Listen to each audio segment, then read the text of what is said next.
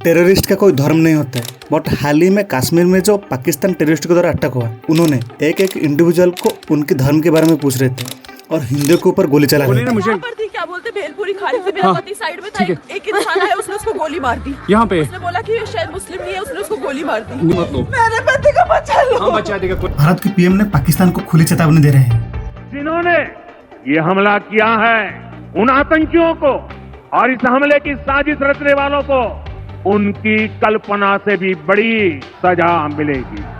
Pakistan occupied Kashmir में protest हो रहे हैं। प्रोटेस्टर कह रहे हैं हमें भारत का हिस्सा बनना है। उर्दू खोल दो, टूटे रिश्ते जोड़ दो। They are ready to join Indian Union. POK के लोग इतना गुस्सा हो चुके हैं कि पाकिस्तान के झंडा उतार के फेंक रहे हैं और प्रोटेस्ट में ये बैनर दिखा रहे हैं। दोस्तों, हम बचपन से पढ़ते आ रहे हैं भारत कुछ इस प्रकार है, बट पूरी दुनिया भारत को ऐसे दिखाता है। इसका पीछे का राज क्या है, तो आज हम इस वीडियो में जानेंगे कैसे पाकिस्तान भारत के जम्मू कश्मीर के 33% को इलीगली ऑक्युपाई किया है। क्या भारत पीओके को वापस ला सकता है?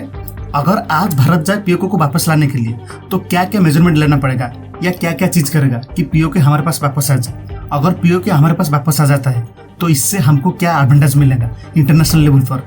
दोस्तों, मैं भारत की ऑफिशियल मैप को मानता हूँ। अगर वीडियो में कहीं पर पीओके को पाकिस्तान के साइड पर दिखा रहा हूँ, बस आपको समझाने के लिए, बट पीओके हमारा है और हमेशा हमारा ही रहेगा। पाकिस्तान कैसे पीओके को इलीगल ऑक्युपाई किया, इसे जानने से पहले हमको जानना पड़ेगा आखिर जम्मू कश्मीर कैसे बना। दोस्तों, जम्मू कश्मीर को 1846 में बनाया गया था ट्रीटी ऑफ अमृतसर के थ्रू, जो ब्रिटिश ईस्ट इंडिया कंपनी और महाराज गुलाब सिंह के बीच में साइन किया गया था। महाराज डोगरा डेंसिटी का फाउंडर थे और उन्होंने पहले जम्मू कश्मीर का राजा बने। महाराज गुलाब सिंह ने ब्रिटिशर को 7.5 मिलियन नानाशाही रुपीस दे करके कश्मीर वैली, बाल्टिस्तान, कारगिल और लेह को खरीद लिए और उनका एडमिनिस्ट्रेशन में पहले से ही जम्मू था। और बाद में महाराज के आदेश पर उनकी सेना ने गिलगिट और पामीर को कॉन्कोर करके अपने राज्य में मिला दी। और फिर बारी आता है महाराज हरि सिंह की। वो उनकी अंकल महाराज प्रताप सिंह की डेथ के बाद जम्मू कश्मीर का राजा 1925 में बनते हैं। दोस्तों, ऐसे होते होते बात आ जाता है 1947 को, जब ब्रिटिशर ने भारत को दो हिस्से में बांट दिया।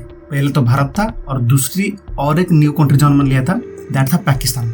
पार्टीशन से पहले इंडिया में टोटल 562 प्रिंसली स्टेट थे। प्रिंसली स्टेट का मतलब उन राज्यों में खुद का महाराज थे जिन्होंने खुद के राज्य को चला रहे थे या संभाल रहे थे, जैसे कि वो अपनी law and order, education, health and economy को खुद चला रहे थे, या कहे तो वो इंटरनली इंडिपेंडेंट थे और ब्रिटिशर उनकी फॉरेन पॉलिसी संभाल रहे थे। पार्टीशन के टाइम जम्मू कश्मीर का राजा थे महाराज हरि सिंह।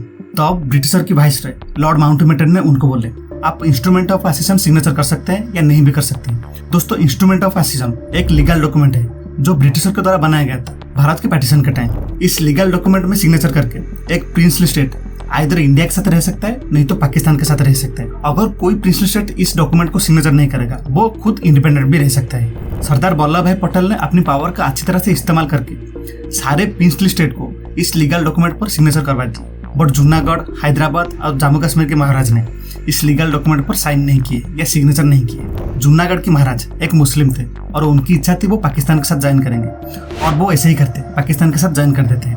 बट वहाँ पर जो पॉपुलेशन थे, वहाँ पर हिंदुओं की तादाद बहुत ज्यादा था, इसलिए जूनागढ़ के महाराज को बहुत समझा गया, बट वो ना समझे। बाद में इंडियन आर्मी ने उनको अच्छी तरह से समझा दिया, जिसके नतीजे जूनागढ़ के महाराज ने पाकिस्तान को भाग गए। और उसके बाद जूनागढ़ में एक प्लेबिसाइड किया गया। प्लेबिसाइड का मतलब लोगों की वोट लेना, यानी कि आप पाकिस्तान के साथ रहेंगे या इंडिया के साथ रहेंगे। ज्यादातर लोग इंडिया के साथ रहने में प्रीफर किए। इसके बाद जूनागढ़ को इंडिया के साथ मिला दिया गया। बट हैदराबाद के केस में कुछ अलग हुआ। उनके राजा मुस्लिम थे, इसलिए वो भी चाहते थे पाकिस्तान से मिलने के लिए। उनको बहुत समझा गया और बाद में वो एक स्टैंड स्टिल एग्रीमेंट पर सिग्नेचर की। इस एग्रीमेंट के तहत जो प्रिंसली स्टेट है वो जहाँ पर है वहीं पर रहेगा, 1 साल तक वहीं पर रहेगा और 1 साल के बाद वो डिसाइड करेगा वो कौन सी कंट्री के साथ मिलेगा। हैदराबाद के महाराजा ने पहले देखे थे जूनागढ़ में इंडियन आर्मी जाकर के क्या क्या किया था, इसलिए हैदराबाद के महाराज ने इंडिया के साथ मिल जाते हैं। ब्रिटिशर जाने के टाइम और एक अच्छा काम किए थे, जो ब्रिटिश इंडिया की आर्मी था उसको 2 हिस्से में बांट दिए थे। एक मिला था पाकिस्तान को, दूसरे मिला था इंडिया को। बट उनके जो कमांडर थे वो ब्रिटिशर थे, जिसकी वजह से और भी बहुत सारी दंगा नहीं हुआ। नहीं तो अगर दोनों देशों की ब्रिटिशर कमांड नहीं होते तो शायद आगे चल करके और भी दंगा हो सकता था। जम्मू कश्मीर के महाराजा हरि सिंह ने इंस्ट्रूमेंट ऑफ एसेशन में सिग्नेचर नहीं किए थे, बट उन्होंने दोनों ही देश यानी कि इंडिया और पाकिस्तान को बोले थे आप स्टैंड स्टिल एग्रीमेंट में सिग्नेचर करो। पाकिस्तान ने महाराजा हरि सिंह के द्वारा भेजा गया स्टैंड स्टिल एग्रीमेंट पर सिग्नेचर कर दिया। इस लक्ष्य में आगे चल करके जम्मू कश्मीर का एक प्लेबिसाइट होगा और जम्मू कश्मीर में मेजोरिटी ऑफ पॉपुलेशन मुस्लिम थे, जिससे पाकिस्तान को फायदा मिल सकता था। इसलिए पाकिस्तान ने स्टैंड स्टिल एग्रीमेंट पर सिग्नेचर कर दिया, बट इंडिया ने स्टैंड स्टिल एग्रीमेंट पर सिग्नेचर नहीं किया। वो जम्मू कश्मीर महाराज को बोले आगे चल करके थोड़ा नेगोशिएशन करते हैं। पाकिस्तान ने इंडिया के स्टैंड को देख करके और इंतजार नहीं कर पाया, वो खुद की थूक को खुद ही निगल लिया। जो standstill agreement Jammu Kashmir Maharaja के साथ सिग्नेचर किया था उसको इनकार कर दिया, उसको नहीं माना और एक फोर्स बनाया आजाद कश्मीर फोर्स, जिनको उनकी आर्मी फुल सपोर्ट किया था for illegally invading Jammu Kashmir. दोस्तों ये भी प्रूव मिलता है पाकिस्तान आर्मी के general Akbar Khan 4000 military rifle जो पंजाब पुलिस के लिए खरीदा गया था उसको ये आजाद कश्मीर रिवर फोर्स को दे दिए थे। 22 अक्टूबर 1947 को पाकिस्तान उसकी फोर्स को इलीगली जम्मू कश्मीर में एंटर करवा देता है और उसके फोर्स ने जम्मू कश्मीर में घर जला दिए, बहुत सारे लूटपाट किए, इवन की तोड़फोड़ भी बहुत सारे किए, बहुत सारे रेप किए और लेडीज को उनके साथ में ले गए। कश्मीर पंडित के ऊपर बहुत सारे अत्याचार किया गया, उनको ज्यादातर टारगेट किया गया, उनके सामने उनकी फैमिली मेंबर को मार दिया गया, उनको छात से नीचे को गिरा दिया गया, झीलम नदी में फेंक दिया गया। ऐसे करते करते 26 अक्टूबर 1947 आते आते उस आजाद फोर्स ने 11,000 निहत लोगों को ब्रूटली मार दिए थे और बरमुला तक पहुंच चुके थे और जो मोहर पावर स्टेशन था उसको डिस्ट्रॉय भी कर दिए थे, जो श्रीनगर को इलेक्ट्रिसिटी सप्लाई कर रहा था। पाकिस्तान की अचानक हमला से महाराजा हरि सिंह की आर्मी ने स्टैंड नहीं कर पाया। महाराजा हरि सिंह ने तब इंडिया की मदद मांगी, बट इंडिया ने बोला अगर आप इंस्ट्रूमेंट ऑफ एसेशन में सिग्नेचर करते हैं तो हम हमारी आर्मी को आपके देश में भेजेंगे आपको सुरक्षा देने के लिए। ये मैसेज इंडिया वीपी मेनन के थ्रू महाराज हरि सिंह के पास पहुंचाता है। बाद में महाराज हरि सिंह राजी हो जाता है इंस्ट्रूमेंट ऑफ एसेशन में सिग्नेचर करने के लिए। 26 अक्टूबर 1947 को महाराज ने इस लीगल डॉक्यूमेंट पर सिग्नेचर कर देते हैं और जवाहरलाल नेहरू ने इंडियन आर्मी को बोलते हैं अब टाइम आ चुका है।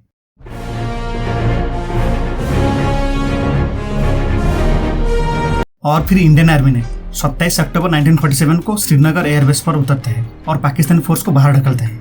इंडियन आर्मी ने मीरापुर और मुजफ्फराबाद को इन्वेड करने के लिए जवाहरलाल नेहरू का परमिशन मांगते हैं, बट जवाहरलाल नेहरू यहाँ पर एक गलती कर बैठते हैं। वो इंडियन आर्मी को युद्ध विराम के लिए बोलते हैं और 1 जनवरी 1948 को इस मामले को यूनाइटेड नेशन सिक्योरिटी काउंसिल में ले जाते हैं। जवाहरलाल नेहरू इस मुद्दा को यूनाइटेड नेशन सिक्योरिटी काउंसिल में इसलिए ले गए थे, उनका यह मानना था कि सारे इंटरनल कम्युनिटी का नजर पाकिस्तान के ऊपर पड़ जाए कि कैसे वो जम्मू कश्मीर में निहत लोगों को मार रहे हैं, ब्रुटलिटी के संपूर्ण हद पार कर चुके हैं, कैसे जम्मू कश्मीर को तबाह कर चुके हैं। बट वास यूनाइटेड नेशन 2 देशों के साथ बात करके 3 प्रोसेस स्टेप ले आता है। पहला, पाकिस्तान उसकी आजाद फोर्स को कश्मीर से निकालेगा।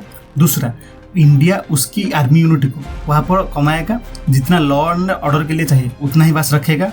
तीसरा, इंडिया प्लेबिसाइट एडमिनिस्ट्रेशन अपॉइंट करे ताकि एक मुक्त और निष्पक्ष वोटिंग हो पाए जम्मू एंड कश्मीर में। और दोस्तों ऐसे ही आज तक ये मैटर चल रहा है, पाकिस्तान उसकी फोर्स अभी तक नहीं निकाला है जम्मू एंड कश्मीर से। तो दोस्तों इधर सवाल उठ रहा है, अगर पीओके भारत को मिल जाता है तो क्या क्या एडवांटेज मिलेगा भारत को। पहले तो इंडिया थ्योरेटिकली अफगान के साथ बॉर्डर शेयर करता है, बट पाकिस्तान की वजह से प्रैक्टिकली इंडिया अफगान के साथ बॉर्डर शेयर नहीं कर पाता है।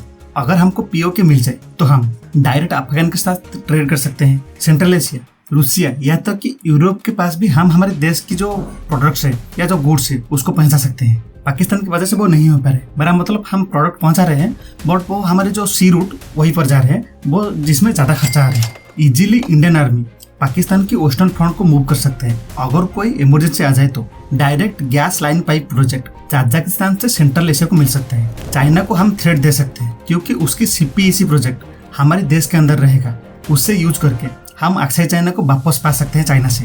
अगर इमरजेंसी में पाकिस्तान को कुछ भी मिलिट्री सपोर्ट चाहिए तो चाइना उसको नहीं दे पाएगा क्योंकि भारत उसकी एयरवेज और रोडवेज दोनों ही बंद कर देगा। इंडिया में टेररिस्ट एक्टिविटी बहुत हद तक कम हो जाएगा क्योंकि आपको पता ही होगा पीओके में पाकिस्तान की बहुत सारी टेररिस्ट लॉन्च पैड है जिसको इंडिया हवा में उड़ा करके पाकिस्तान में भेज देगा। पीओके में पाकिस्तान की बहुत सारे हाइड्रो इलेक्ट्रिक प्रोजेक्ट है जिसको कैप्चर करके पाकिस्तान के अंदर इंस्टेबिलिटी क्रिएट किया जा सकता है।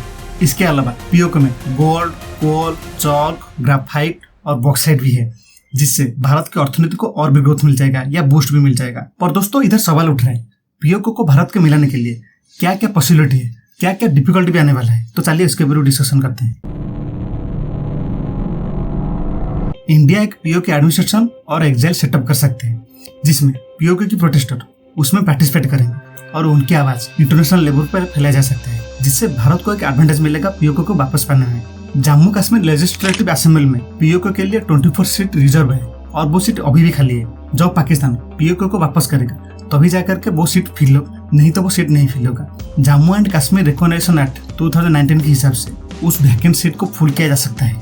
गिलगिट बाल्टिस्तान लोगों को इतना फैसिलिटी नहीं मिल रहा है जितना करंट इंडिया के लद्दाख के लोग को मिल रहे हैं। इस रीजन को दिखा करके गिलगिट बाल्टिस्तान लोगों को यूनिट किया जा सकता है और पाकिस्तान के अगेंस्ट में खड़ा किया जा सकता है। आज यूनो चाइना की सीपीसी प्रोजेक्ट पीओके में जा रहा है, जिसे चाइना हमारे ऊपर और भी भड़क सकता है। इसके लिए इंडिया को चाइना के साथ ओपन डायलॉग इनिशिएट करना चाहिए ताकि ग्लोबल लेवल पर चाइना के ऊपर कुछ इम्पैक्ट पकाया जा सकता है।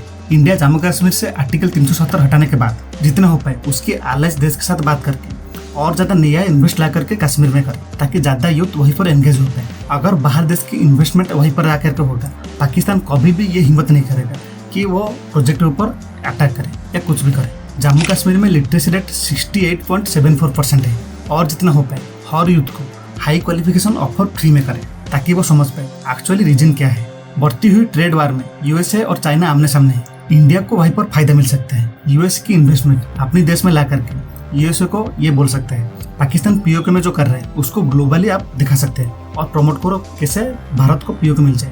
इसके अलावा इंडिया ऑलरेडी क्वाड का मेंबर है, इससे इंडिया को और भी एडवांटेज मिलेगा। तो दोस्तों अब चले जानते हैं डीसी एडवांटेज क्या है। अगर इंडिया मिलिटरली पीओके को वापस लेना चाहता है तो आगे चल करके ये एक न्यूक्लियर वार में बदल सकता है जिससे पूरी देश को सफर करना पड़ सकता है।